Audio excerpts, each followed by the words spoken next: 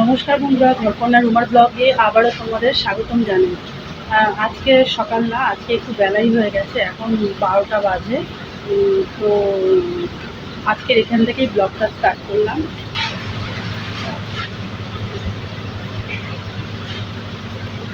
বাইরে আজকে একটু রোদ উঠেছে, তো কাঁচা ধোয়া, তারপরে এই টাইমে জল আসে, তোমাদের আগেই বলেছি কাঁচা ধোয়া সেগুলোই করছিলাম। তো সেগুলো ধোয়াধুয়ি হয়ে গেছে, এবার আমি স্নানে যাব। আর স্নান টান করে কী রান্না করছি তোমাদের সাথে সেটাই আজকে শেয়ার করবো। আজকের একটা মাছের রেসিপি করবো, সেটা আমি তোমাদের সাথে শেয়ার করতে চলেছি। তো চলো আগে আমি স্নানটা করে নিই, তারপরে ভিডিওটা কন্টিনিউ করবো। তো দেখতে থাকো। আর যারা যারা তোমরা আমার মানে ভিডিওটা দেখছো, তারা অবশ্যই আমাকে একটা কমেন্ট করবে যে তোমাদের ভিডিওগুলো কেমন লাগছে। কারণ হয়তো কোনো সময় আমি সেইভাবে হয়তো ভালোভাবে হয়তো কোনো কিছু ভুল হতে পারে, সেইভাবে হয়তো করতে পারছি না, তাতে কিছু মনে করো না। কারণ আমি একা হাতে সব কিছু করি, তো মানে আমার ঘরে যাবতীয় কাজ সেগুলো তোমাদের সাথে শেয়ার করি, রান্নাও শেয়ার করি।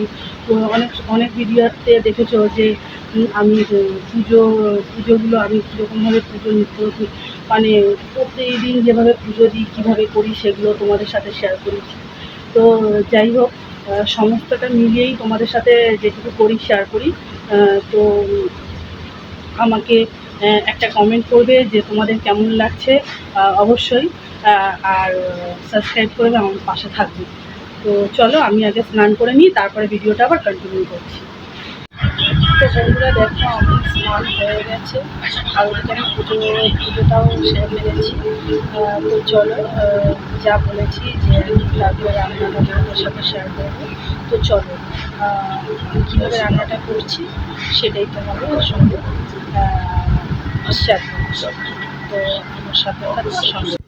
তো দেখো, আজকের একটু রোদ হয়েছে, এখন তো প্রতিদিনই বৃষ্টি পড়ছে।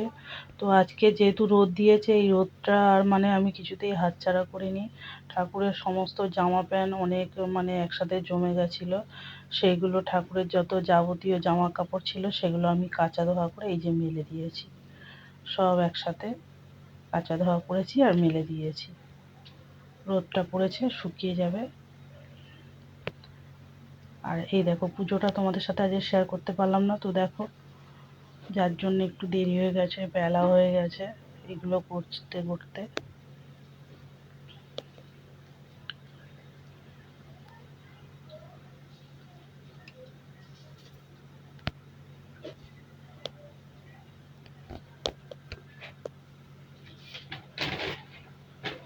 তো এই দেখো, আমি পুজো দিয়ে নিয়েছি। পুজোটা আজকে তোমাদের সাথে আর শেয়ার করলাম না। তো যাই হোক, চলো এবার রান্নায় যাই। এরকম আমি একটু কালো সর্ষে নিয়েছি, আর এখানে হচ্ছে পোস্ত, আর এই যে চালমগজ আর আদা, 4 কোয়া রসুন, আর 2টো এলাচ, আর দারচিনি, এইগুলো আমি সব একসাথে বেটে নেবো। আর এখানে টমেটোকে আমি কি করব, কুচে নেব। টমেটো বেটে দিলেও হয়, আবার টমেটোটাকে কুচে দিলেও হয়, তো আমি বাটবো না, আমি কুচেই নেব। তো এই মশলাগুলো আমি সব একসাথে বেটে নেব। আর যেহেতু আমার মাছের পরিমাণ কম বলে, তার জন্য সেই অনুযায়ী আমি মশলা নিয়েছি।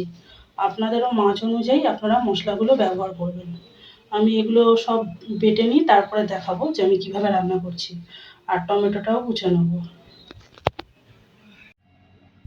তো দেখো, কুচানো টমেটো, কাঁচা লঙ্কাও কুচিয়ে নিয়েছি, আর ওই যে সব মশলা একসাথে বেটে নিয়েছি। আর মাছের মধ্যে নুন হলুদ দিয়ে মাখিয়ে নেব। এদিকে আমি কড়া চাপিয়ে দিয়েছি, আর কড়াটাও গরম হয়ে যাবে, গেলে আমি তেল দিয়ে দেবো। তো এই দেখো, কড়া গরম হয়ে গেছে, আমি তেল দিয়ে দিলাম। তেলটা ভালো করে যতক্ষণ না গরম হবে ততক্ষণ আমি মাছটা দেবো না, আগে ভালো করে গরম হোক। এদিকে আমি মাছগুলোকে নুন হলুদটা ভালোভাবে মাখিয়ে নিই।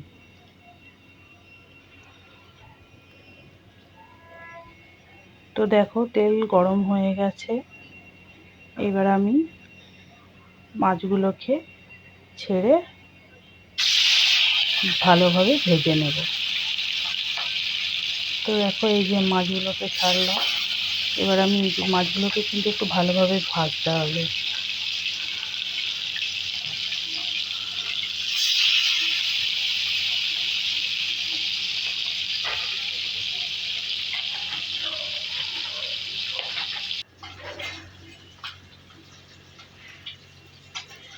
এক পিঠ ভাজা হয়ে গেছে, এবার আমি উল্টে দিই।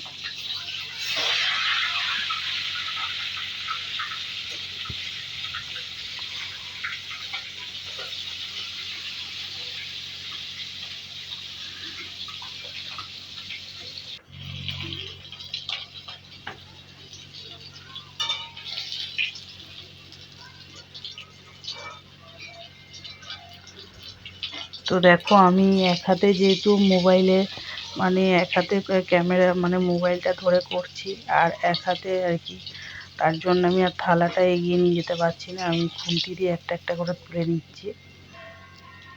যাই হোক, মাছগুলো দেখো সব মাছ ভালোভাবে ভেজে গেছে।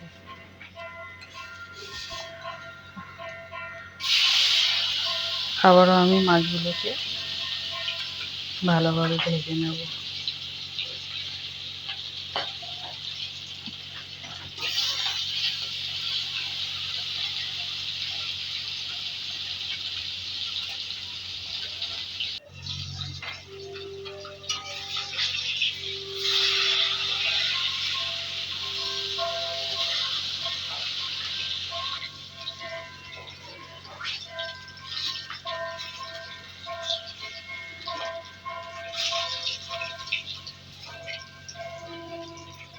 যাই হোক, আমার সব মাছ ভাজা হয়ে গেছে।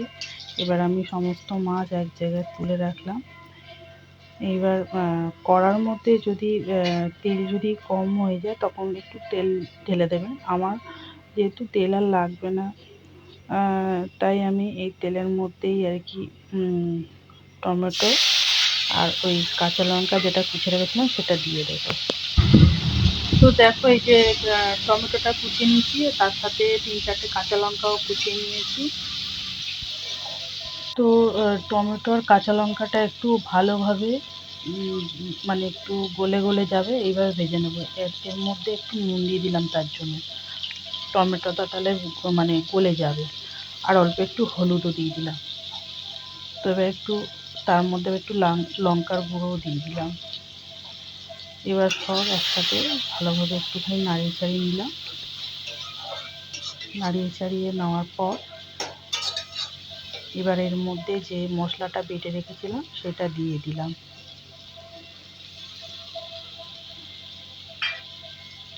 আর ওই মশলার মধ্যে আর কি যে বাটিটা রাখা ছিল তার মধ্যে একটু জল দিয়ে এর মধ্যে দিয়ে বাটি মশলা ধোয়া জলটা আর কি দিয়ে ভালো করে মশলাটাকে কষিয়ে নেব।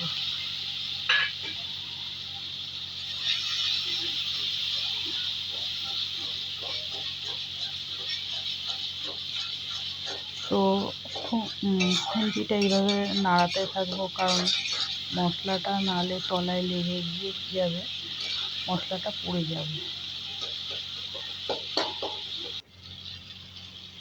এবার মশলাটা যখন একটুখানি ভেজে যাবে, তারপরে অল্প একটুখানি 1 চামচ কি 1/2 চামচের মতন ওই জিরে গুঁড়ো দিয়ে দিলাম। এটা একটা আলাদা ফ্লেভার আসবে আর গন্ধটাও আসবে, তার জন্য এটা দেওয়া। আবার একটু নাড়িয়ে চাড়িয়ে এবার একটু জল দিয়ে দিলাম। তারপরে আপনাদের মাছ অনুযায়ী ঝোলটা সেইভাবে খুব ঝোলও হবে না, আবার খুব একদম ইয়েও হবে না, একটু আর কি গা মাখা মাখা এরকম টাইপের রাখবে। তো সেইভাবেই আপনারা মাছ অনুযায়ী জলটা দেবেন। তো আমি এরপরে জলটা দিয়ে দেবো। জলটা দিয়ে দেওয়ার পর একটু নাড়িয়ে চাড়িয়ে তারপরে আপনারা নুনটা দেবেন আন্দাজ মতন।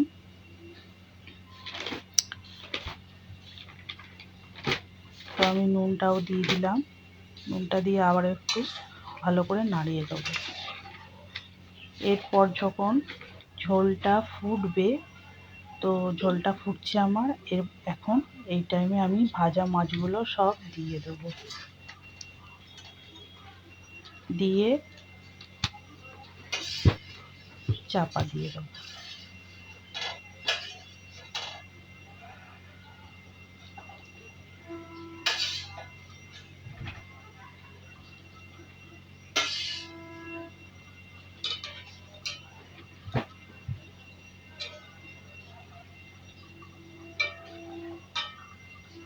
তো সব মাছ আমার দেওয়া হয়ে গেছে। এবার একটু নাড়িয়ে, একটু হালকা করে নাড়িয়ে তারপরে আমি একটু ঢাকা দিয়ে দেবো।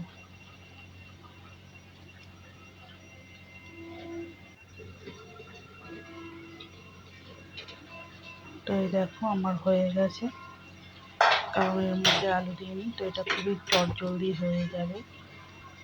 দেখো আমার রান্না রেডি। এটা হচ্ছে কাতলা কারি।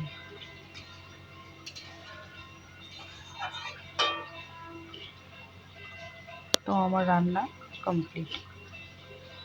তো এই ভিডিওটা বন্ধুরা তোমাদের কেমন লেগেছে অতি অবশ্যই আমাকে কমেন্ট করে বলবে। আর ভালো লাগলে একটা লাইক করবে, আর চ্যানেলটাকে সাবস্ক্রাইব করে নেবে, আর আমার সঙ্গে থাকবে। তো আজকেকার মতন এই পর্যন্তই।